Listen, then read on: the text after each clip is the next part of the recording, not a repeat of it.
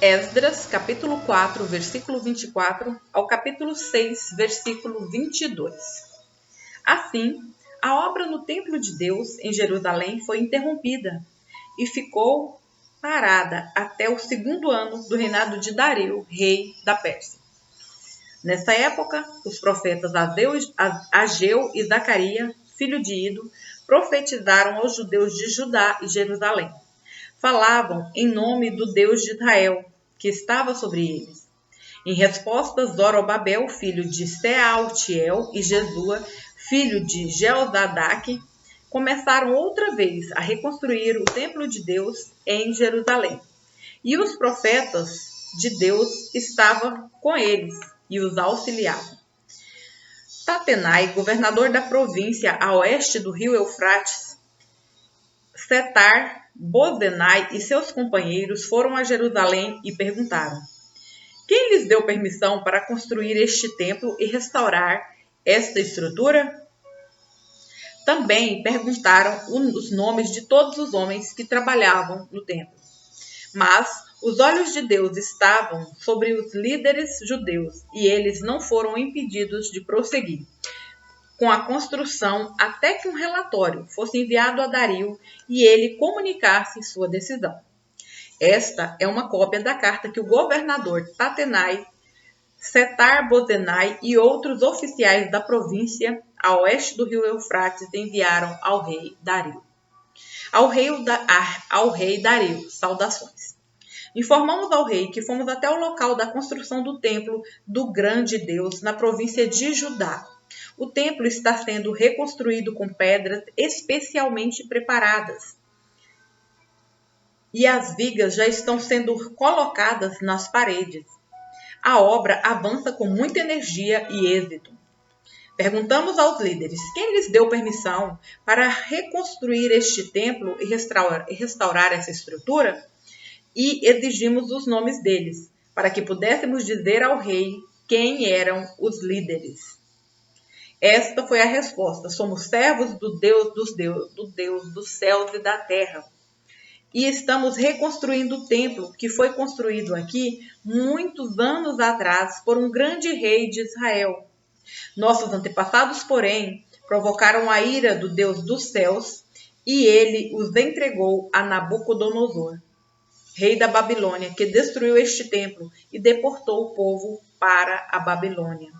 No entanto, Ciro, rei da Babilônia, no primeiro ano de seu reinado, publicou um decreto ordenando que o templo de Deus fosse reconstruído. O rei de Ciro também devolveu os utensílios de ouro e prata que Nabucodonosor havia tirado do templo de Deus, em Jerusalém, e colocado no templo da Babilônia. Esses utensílios foram removidos dali e entregues a um homem chamado Sesbazar, a quem o rei Ciro nomeou governador de Judá. O rei instruiu Sesbazar a colocar os utensílios de volta em seu lugar, em Jerusalém, e a reconstruir o templo de Deus em seu antigo local.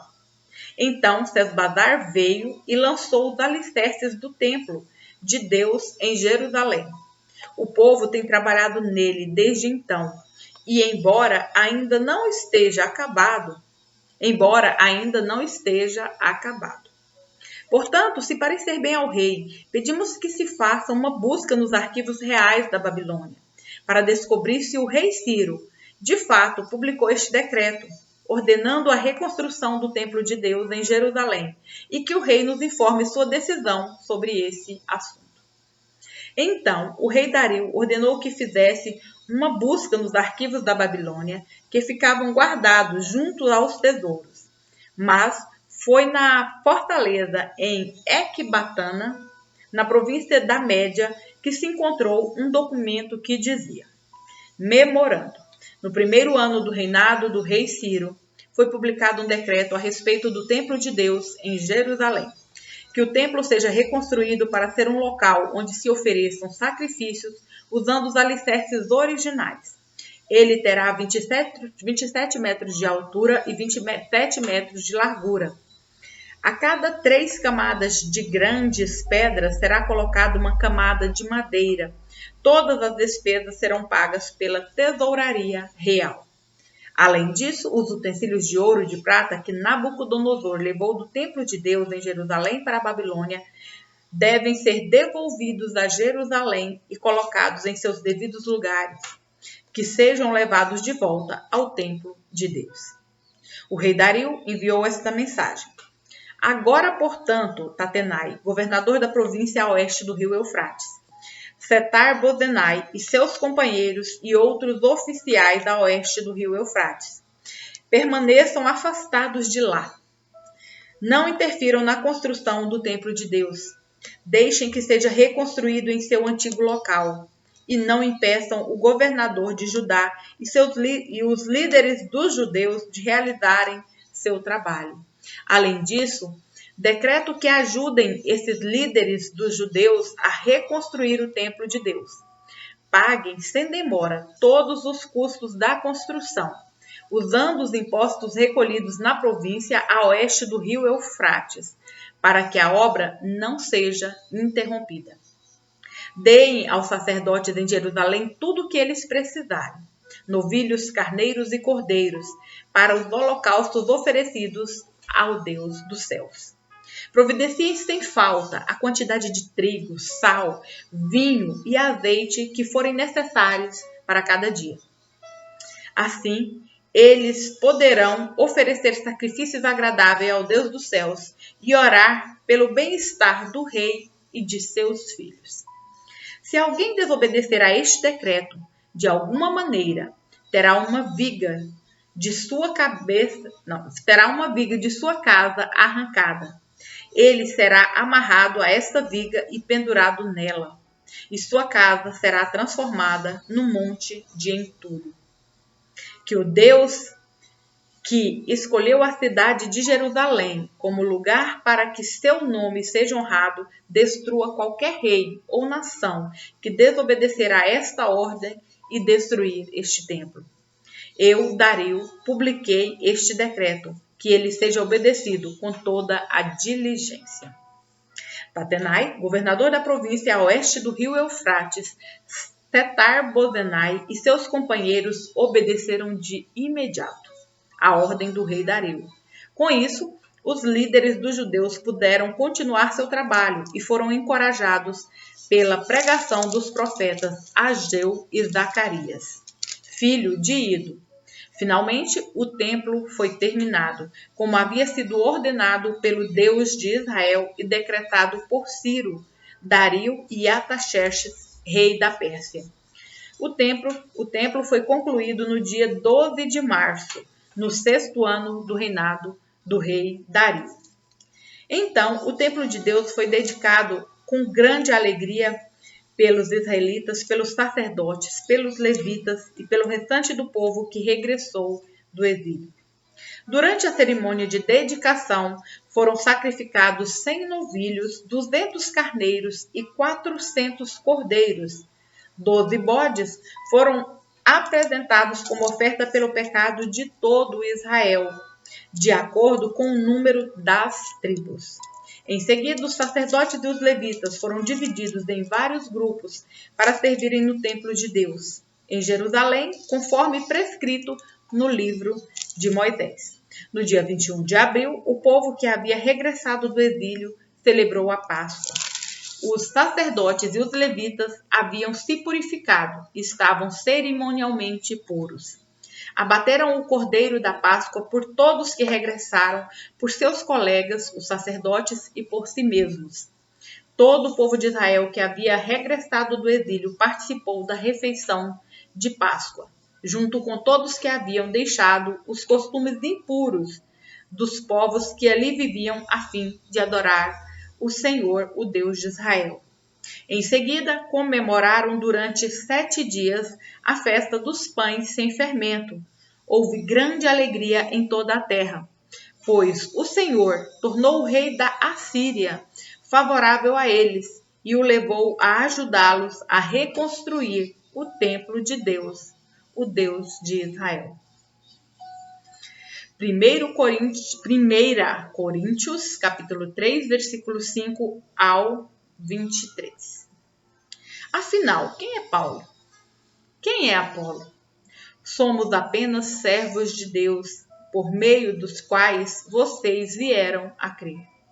Cada um de nós fez o trabalho do qual o Senhor nos encarregou. Eu plantei e Apolo regou, mas quem fez crescer foi Deus. Não importa quem planta ou quem rega, mas sim Deus que faz crescer. Quem planta e quem rega trabalham para o mesmo fim, e ambos serão recompensados por seu árduo trabalho. Pois nós somos colaboradores de Deus, e vocês são lavoura de Deus e edifício de Deus. Pela graça que me foi dada, lancei o alicerce como um construtor competente, e agora outros estão construindo sobre ele. Mas quem constrói sobre o alicerce precisa ter muito cuidado, pois ninguém pode lançar outro alicerce além daquele que já foi posto, isto é, Jesus Cristo. Aqueles que constroem sobre esse alicerce podem usar vários materiais: ouro, prata, pedras preciosas, madeira, feno ou palha. No dia do juízo, porém, o fogo revelará que tipo de obra cada construtor realizou, e o fogo mostrará se a obra tem algum valor. Se ela sobreviver, o construtor receberá recompensa.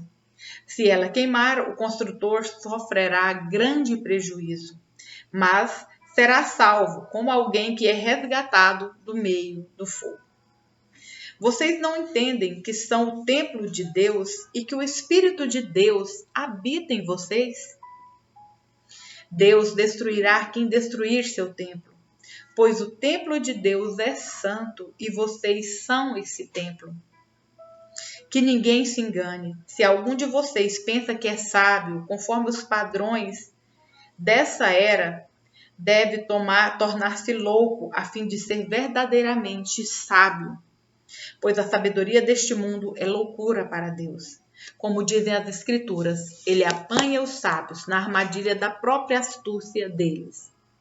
E também, o Senhor conhece os pensamentos dos sábios, sabe que nada valem.